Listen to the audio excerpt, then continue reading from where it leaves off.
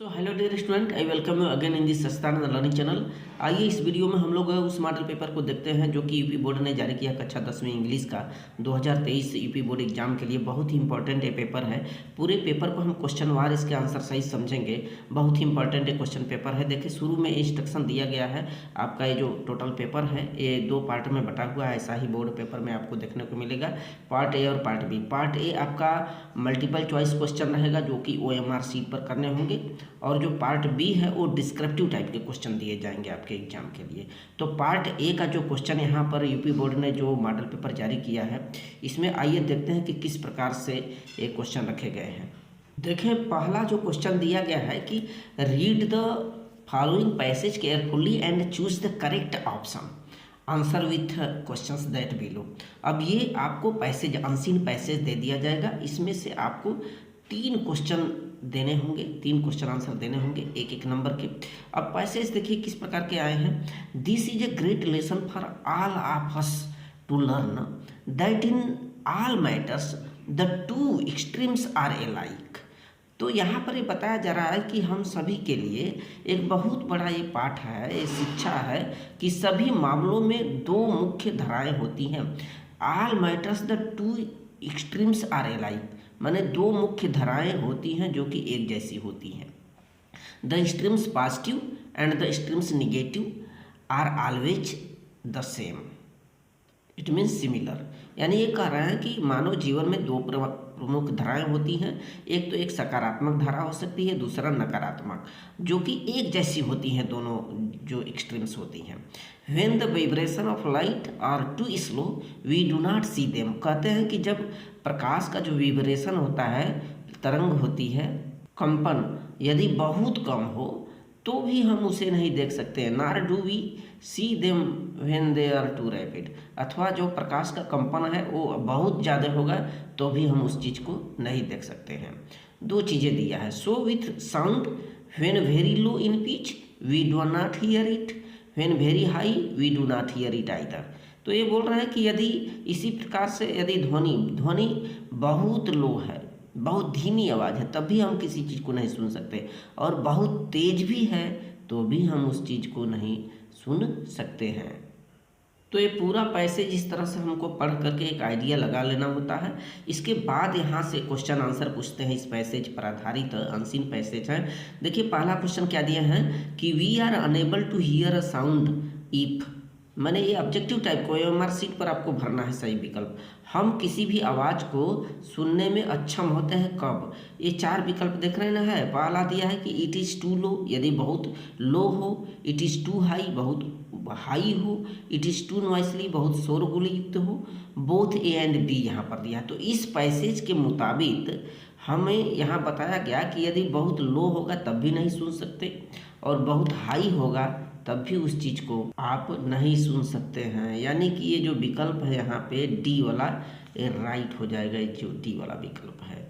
Question दूसरा क्या यहाँ पर दिया गया है, इस पर आधारित देखिए कि 2 स्ट्रीम्स आर एलाइक मीन्स, यानी कि ये बता रहा है कि 2 धाराएं एक जैसी होती है। इसका मतलब क्या है। 4 विकल्प यहाँ पर दिए गए हैं। चारों विकल्प में यहाँ पर देखिए कौन सा सही होगा। पहला दिया है कि streams positive is better than stream negative, यानी कि पॉजिटिव को अच्छा बता रहे हैं निगेटिव की अपेक्षा। दूसरा बता रहे हैं कि excess of anything is not good, किसी चीज़ की अधिकता अच्छा नहीं होता।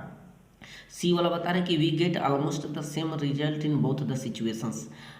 D कह रहे हैं कि ऑल ऑफ द एबव। जो इसमें C वाला विकल्प है कि we get almost the same result in the both situation, यानी दोनों सिचुएशन में, स्थितियों में, यदि बहुत हाई हो जाए या लो हो जाए तो दोनों सिचुएशन एक जैसी होती है। तो C वाला विकल्प यहाँ पे राइट हो जाएगा। क्वेश्चन नंबर तीसरा देखिए क्या दिया गया है कि which word in the passage is opposite of slow. Slow का अपोजिट कौन सा वर्ड है इस पैसेज के मुताबिक। जब हम लोग इस पैसेज को पढ़ेंगे तो इसमें पाएंगे कि क्या चीज़ हो रहा है। यहाँ पे देखिए बात हो रहा है कि प्रकाश यदि कम हो जाए तो भी हम देख नहीं सकते और नहीं देख पाते हैं, और बहुत रैपिड हो जाए, तेज हो जाए, रैपिड यहाँ पर बोल रहे हैं। तो स्लो माने कम होता है, इसका जो विलोम होगा वो रैपिड होगा। B वाला विकल्प यहाँ पे राइट हो जाएगा। अब क्वेश्चन नंबर 4 से 8 देखिए, choose the correct option to the answer the following. अब यहाँ से 4 से 8 तक इसमें सही विकल्प आपको चयनित करना है। पहला देखिए दिया है चौथे का I dot dot there with my parents, मैं अपने माता पिता के साथ। ए वाला दिया है कि विल गो, जाऊँगा। वेंट मैंने गया। हैड गॉन या गया था, जा चुका था। डी वाला ऑल ऑफ द एबोव। यहाँ पर देखिए सभी उचित सही होगा। आई के साथ विल गो भी लगा सकते हैं, वेंट भी कर सकते हैं, हैड गॉन, सबका एक सटीक अर्थ बैठेगा। करेक्ट, ये डी वाला ऑप्शन आपका सही हो जाएगा। 5वां क्वेश्चन देखें, if you want to know about new things you are, यदि आप चाहते हैं नई नई चीज़ों को जानना चाहते हैं तो आप चारों विकल्पों में कौन सा सटीक होगा, ये पूछ रहा है। पहला, कौशन सावधान होना होगा, कॉन्शियस होना होगा, केयरलेस होना होगा, लापरवाह होना होगा, कुरियस होना होगा। जगह डी वाला विकल्प राइट हो जाएगा। हमें किसी चीज़ को जानने के प्रति कुरियस होना पड़ेगा, जिज्ञासु होना पड़ेगा, उतावला होना पड़ेगा।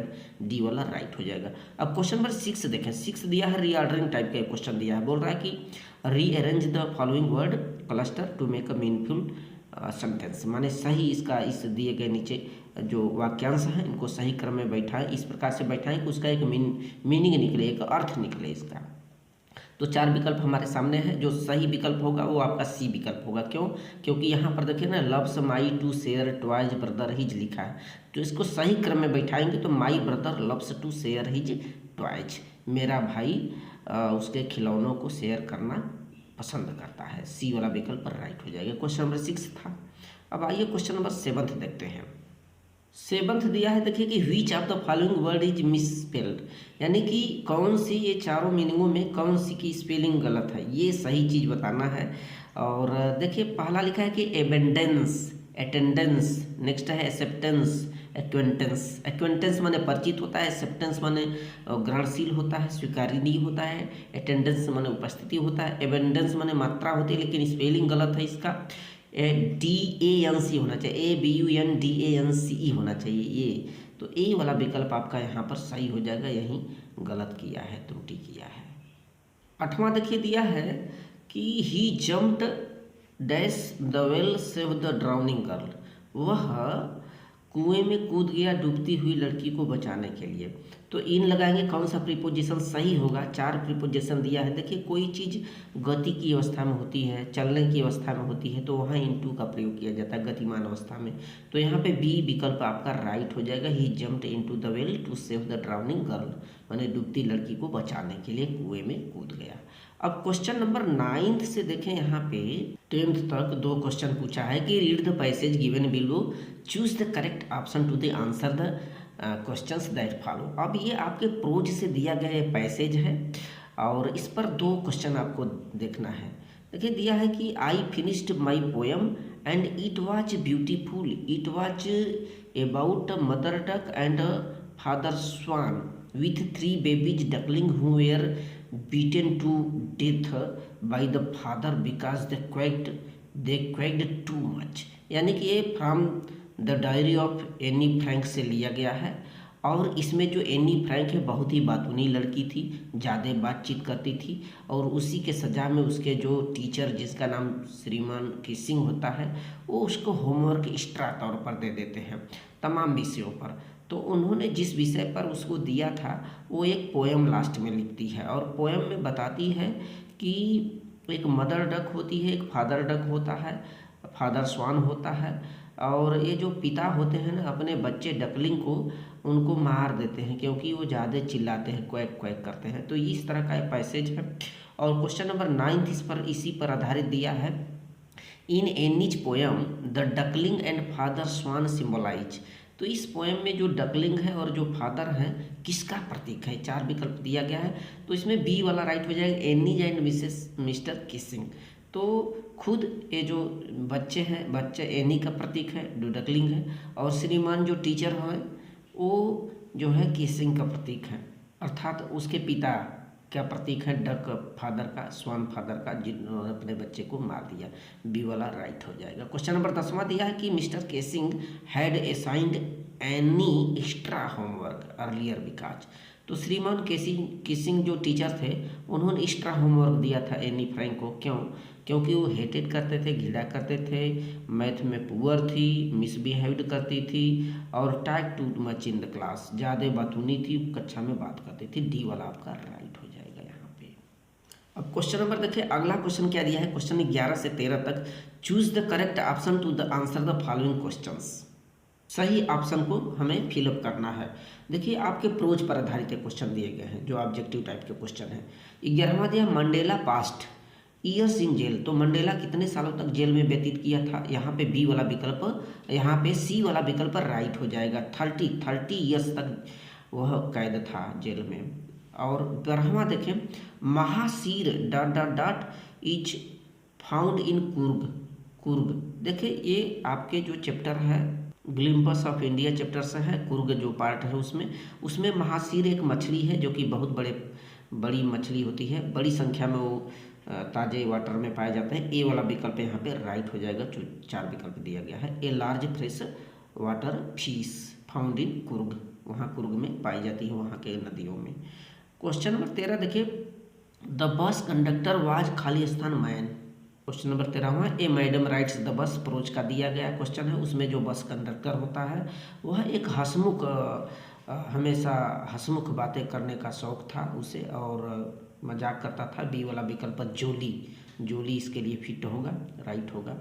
अब क्वेश्चन नंबर देखिए 14 to 15 दिया है, read the following struct and answer, correct answer देना है। ये आपके पोएम से दिया गया है। इस तरह का पोएम देकर के 2 क्वेश्चन इस पर आपसे पूछे जाएंगे ऑब्जेक्टिव टाइप का। देखिए, do not bite your nails Amanda, do not hunch your shoulders Amanda. उसके माता पिता कहते हैं देखो अमांडा, इस तरह से तुम अपने नखनों को मत काटो, अपने कंधों को मत झुकाओ, इतना मत झुको, सीधा रहो। इस तरह से उसके माता पिता के द्वारा उसे समझाया जाता है।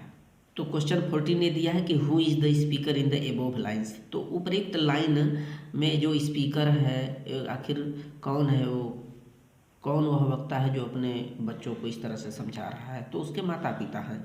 तो बी वाला यहाँ पर विकल्प राइट हो जाएगा, हर पेरेंटस।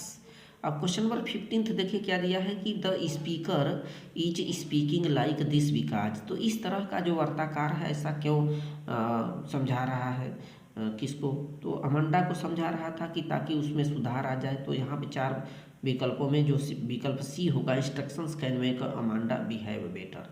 इस तरह के जो ज्ञान है, संदेश है, इंस्ट्रक्शन है, उसे सुधार दे, उसके व्यवहार में परिवर्तन ला दे, सी वाला राइट होगा। क्वेश्चन नंबर 16 से लेकर के 20 तक ये जो क्वेश्चन दिया है, choose the correct option and answer the following. अब ये आपके सप्लीमेंट्री से दिया गया मोमेंट्स थे। देखिए 16वां क्वेश्चन क्या दिया है, it was temptation to keep Tricki on as permanent guest because. तो यहाँ पर बात किया जा रहा है कि ये जो ट्रिकी था उसको प्रलोभनों से, it was temptation to keep Tricki, प्रलोभन द्वारा ट्रिकी को अपने यहाँ रखना, इज परमानेंट रूप में, एक अस्थायी मेहमान के रूप में। तो जानते हैं कि ये जब ट्रिकी बीमार हो गया था तो श्रीमती पंपरी जो है उस कुत्ते को, अपने ट्रिकी को जो कि काफ़ी वो लाइक करती थी, एनिमल जो है हॉस्पिटल में भेजा गया था इलाज के लिए, जो मिस्टर हरियट थे इलाज करने के लिए उस कुत्ते को ले गए थे।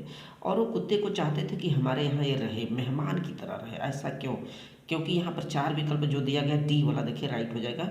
Mrs Pumphrey sent a lot of eatables that the doctors enjoyed. तो हमेशा बहुत सी चीज़ें, खाने पीने की चीज़ें भेजा करती थी उस अस्पताल में, ताकि उस डॉग टिक्की को ये सब चीज़ें मिले।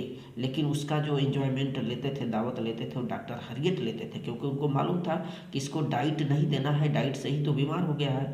तो इस तरह से डी वाला विकल्प राइट हो जाएगा। क्वेश्चन नंबर 17 देखें, अनिल टाट हरी सिंह टू। अब आपके सप्लीमेंट्री का थिप्स स्टोरी से लिया गया है। अब इसमें अनिल जो है ना, अनिल हरी को क्यों सिखाया, पढ़ाया, आखिर क्या चीज़ सिखाता है उसे, कुकिंग करना, राइटिंग करना।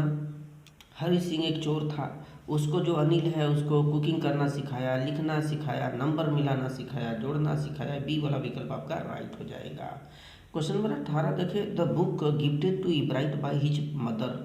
तो ये मेकिंग ऑफ साइंटिस्ट चैप्टर से लिया गया आपके सप्लीमेंट्री से। इसमें उसकी जो माँ है वो इब्राइट को बुक गिफ्ट के रूप में देती, क्योंकि वो जो है मदर वो चाहती थी कि जो इब्राइट है वो अच्छा बने पढ़ लिख करके।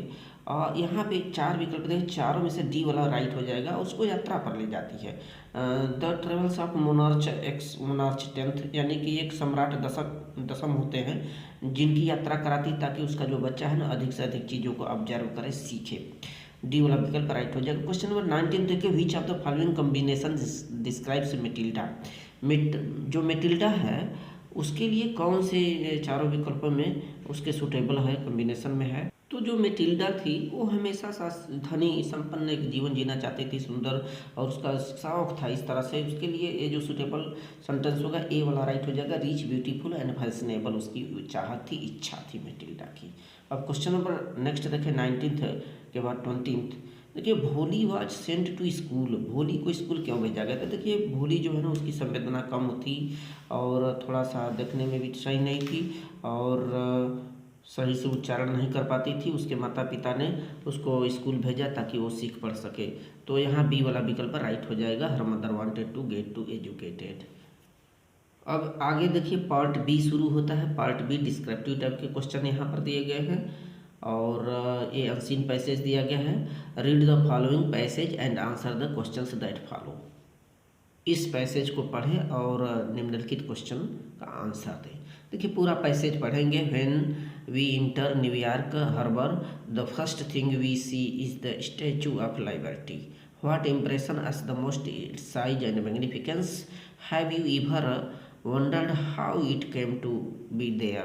The Statue of Liberty was a gift from the people of the France to mark 100 years anniversary of America independence। इस तरह से पूरे पैसेज को पढ़ लेना है। और इस पैसेज में बात किया जा रहा है कि जो न्यूयॉर्क में एक मूर्ति होती है, स्टैचू लिबर्टी, एक देवी होती हैं, तो उनकी जो मूर्ति है उसको वहाँ पर स्थापित किया गया था, उसका ये जिक्र किया जा रहा है। पूरा ये पैसेज आप पढ़ लेंगे और इसको डिब्बों में भर करके उसको पैक्ड किया गया था। 214 क्रेट्स यानी कि बड़े बड़े संदूकों में भरा गया था। तो यहाँ पर क्वेश्चन दिया है कि whom does the Statue of liberty represent.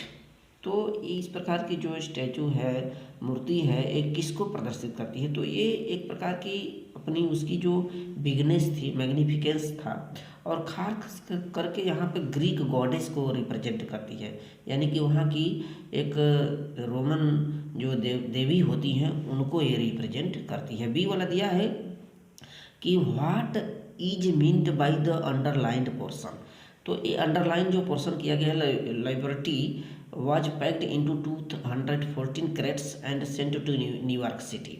तो इसका आशय क्या है। इसका आशय यही होगा कि यह जो बड़ी सी गॉडेस देवी की प्रतिमा थी, इसको 214 क्रेट्स में, संदूकों में, डिब्बों में भर करके वहाँ न्यूयॉर्क सिटी लाया गया था।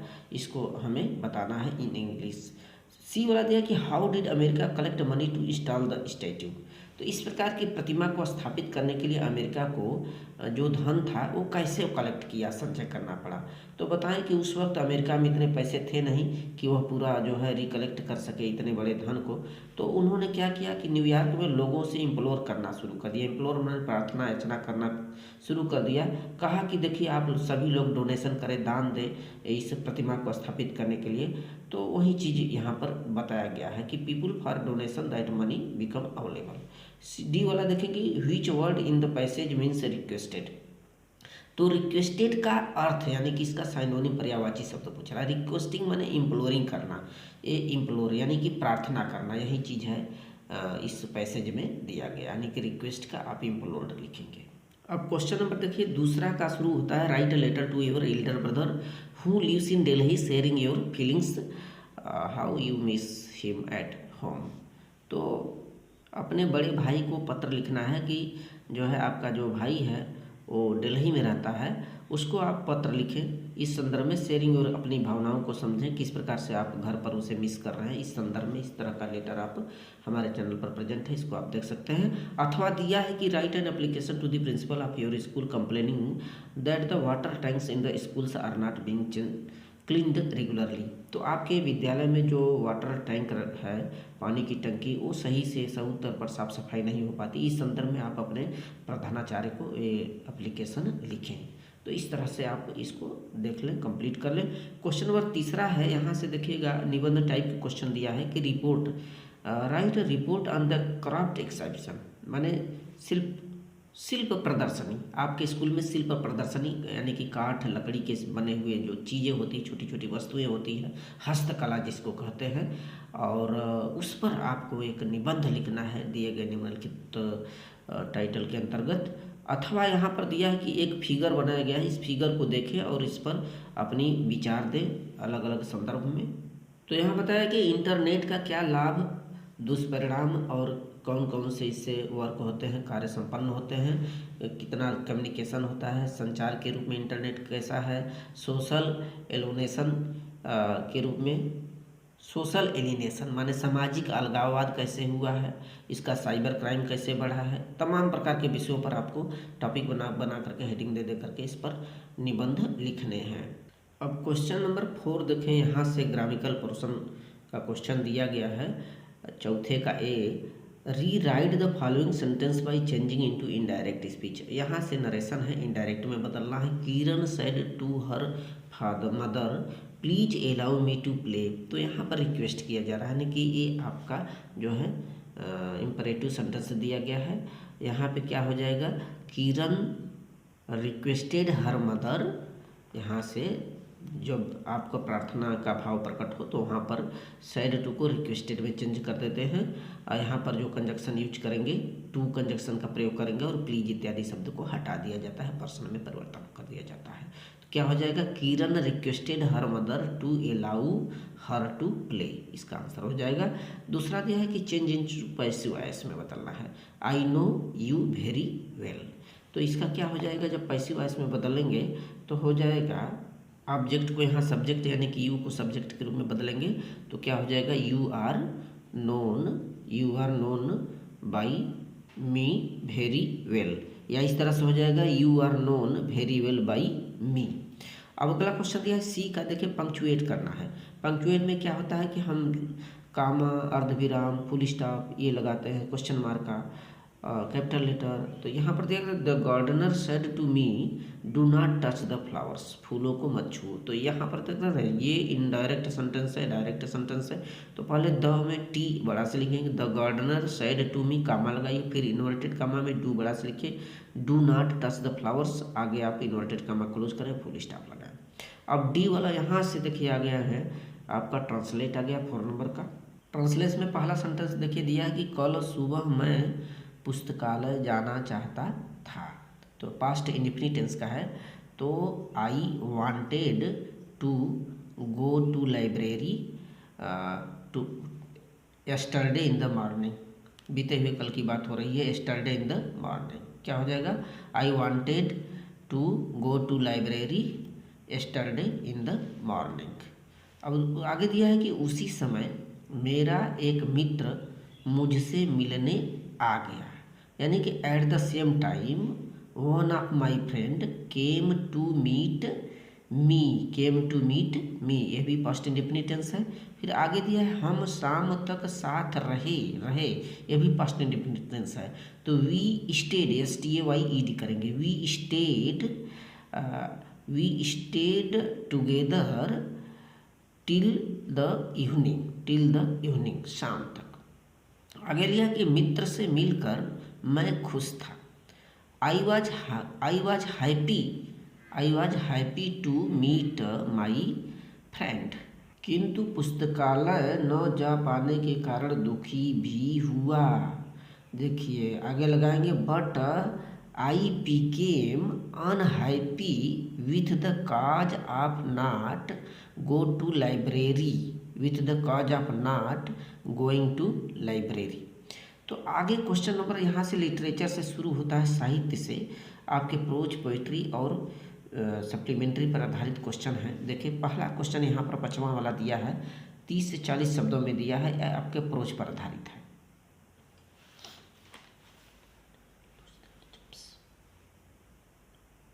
था यहूदी परिवार में, और सी वांटेड टू मेंटेन डायरी वो लिखना चाहती थी, because she had not real friend, कोई उसके वास्तविक दोस्त नहीं थे जो उसके हृदय की बात को साझा करे, शेयर करे, समझे। बी वाला देखिए क्वेश्चन दिया कि how did Valli save money from the bus ticket, बस टिकट के लिए जो वल्ली थी वो धन को, पैसे को कैसे बचत की बचाई। तो ये देखिए madam rides the bus chapter से लिया गया है। उसमें जो बल्ली होती है उसकी लालसा ये थी कि अन्य लोगों की तरह मैं भी बस में चढ़ूं और यहाँ से थोड़ा सा सैर सपाटा करूं और देखूं, स्वतंत्रता को देखूं कि लोग कैसा महसूस करते हैं, एहसास करते हैं।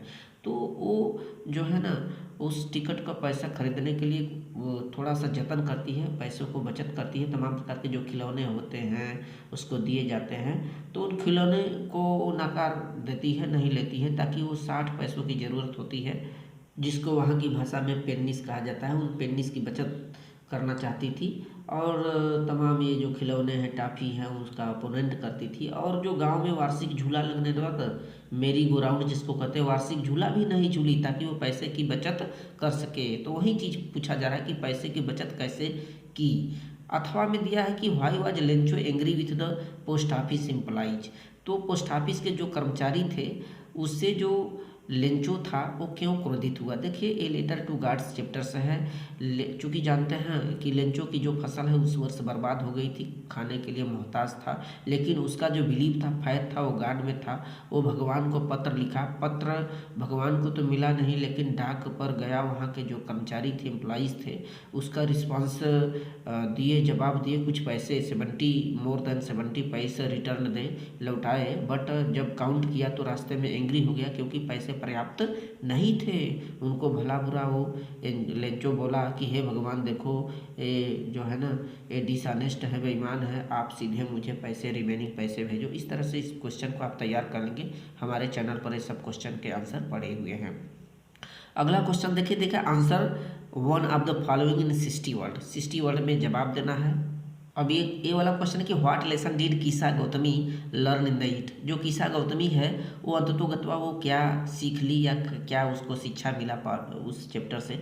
ये जो चैप्टर है सरमन एट द बनारस, इस चैप्टर में बुद्ध जी हैं और जो है ना कीसा जो गौतमी उसका लड़का जो है ना मर जाता है और वो लड़के के शव को उस ले करके गाँव गाँव घूमती है, दरवाजे, लेकिन कोई हेल्प नहीं करता। वो सोचती है कि कोई ऐसा उसे मेडिसिन दे, दवा दे जिससे उसके बच्चे के प्राण को बचाया जा सके। चूँकि जानते हैं जो व्यक्ति मर गया तो फिर लौट कर आने वाला है नहीं, कोई ऐसी दवा नहीं है। वो रिटर्न हो गई। बाद में बुद्ध जी ने उसको एक्सप्लेन किया, समझाया कि देखो इस तरह से है, फिर दोबारा तुम जाओ। तो दोबारा वो जाती है, तब उसको समझ में आता है कि हर घर में कोई ऐसा घर नहीं जहाँ पर इस प्रकार की घटना ना हो। सभी जो जन्म लिए हैं मरना ही है उन्हें। तो उसको समझ में आ जाता है अंततोगत्वा इस चीज़ के संदर्भ में। छठवें का देखिए बी दिया है, ऑप्शनल है कि how did Mandela's ideas freedom change with age and experience. मतलब कि किस प्रकार मंडेला नेल्सन मंडेला चैप्टर से है, अप्रोच का आपका सेकंड चैप्टर है। नेल्सन मंडेला का उसका जो समझ होता है, मंडेला की जो समझ है आज़ादी के बदलाव युग और अनुभव के आधार पर किस प्रकार से बदली। देखिए वो जब बचपन में था कुछ और सोचता था, युवा हो गया तो कुछ और उसकी सोच आई। इस तरह से उसमें अल्टरनेटिव चेंज होता गया। तो शुरू में जो फ्रीडम चीज़ होती है उसको लगा कि अरे हम जो है ना घर से निकले, फील्ड में दौड़े, नदी में कूदे, ये ही आज़ादी होती है।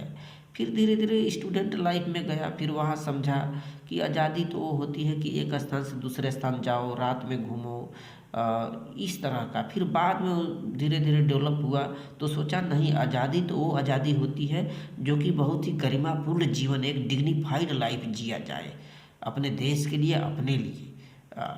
जानते ही ये तमाम सफ़र को झेला था अपने जीवन में, 30 वर्षों तक कारावास में रहा था। अब क्वेश्चन नंबर 7 है साहब, क्वेश्चन आप रिपीट कर लेंगे, तैयार कर लेंगे, बहुत इंपॉर्टेंट क्वेश्चन है।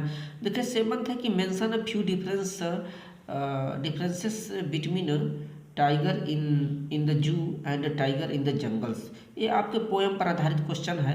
अब पोएम पर आधारित 3 नंबर का एक क्वेश्चन पूछ लिया जाए अथवा कोई 4 लाइन का पोएम पूछ लिया जाए। तो बात किया जा रहा है कि एक टाइगर जो कि चिड़ियाघर में है और एक टाइगर जो कि जंगल में है, दोनों में अंतर तो है। जो चिड़ियाघर का टाइगर होगा उसकी अपने अंदर सीमा के अंदर होगा, आगे जा नहीं सकता, कैद है, उसकी इच्छाएं वहीं तक सीमित है। लेकिन जो जंगल का टाइगर है वो तो अटैक कर सकता है, अपने शिकार पर धावा बोल सकता है और कहीं भी जा सकता है स्ट्रांगली। तो आगे क्वेश्चन नंबर 8वां दिया है कि write the central idea any one of the following.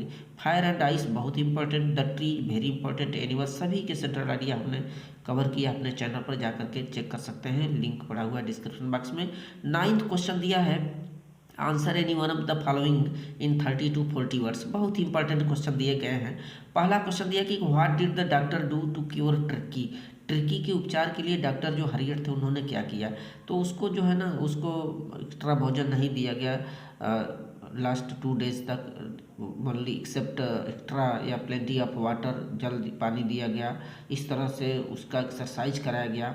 B वाला क्वेश्चन कि what did Griffin want to prove, could he do that, तो वह क्या सिद्ध करना चाहता था, यही सिद्ध करना चाहता था कि human body could make a transparent like a sheet of glass, पारदर्शी बनाया जा सकता है शीशे की तरह। और उसने कुछ ऐसी दवा खा लिया, कुछ सर्टेन मेडिसिन की खोज किया जिसको खा लेने के बाद उसका शरीर पारदर्शी बन गया, और वो इस तरह से अपने मकान मालिक से बदला ले लिया, क्योंकि मकान मालिक उससे घृणा करता था और घर से निकाल दिया था।